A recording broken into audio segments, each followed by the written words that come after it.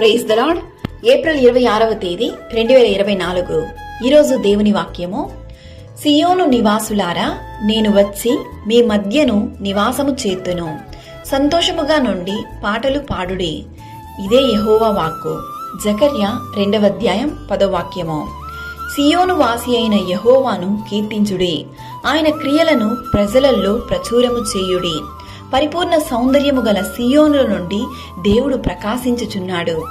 సైన్యములకు అధిపతి అయిన యెహోవా సెలవిచ్చినదేమనగా, మిమ్మును ముట్టినవాడు తన కనుగుడ్డును ముట్టినవాడని ఎంచి తనకు ఘనత తెచ్చుకొనదలచి మిమ్మును దోచుకొనిన అన్యజనుల యొద్దకు ఆయన నన్ను పంపియున్నాడు అని జకర్యా గ్రంథంలో వ్రాయబడింది.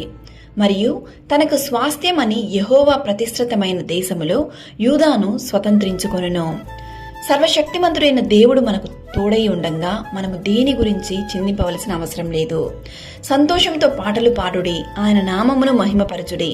ఆయన మనతో నివాసము చేస్తున్నప్పుడు సంతోషము, సమాధానము ప్రతి ఒక్కరి హృదయములలో కలుగునుగాక.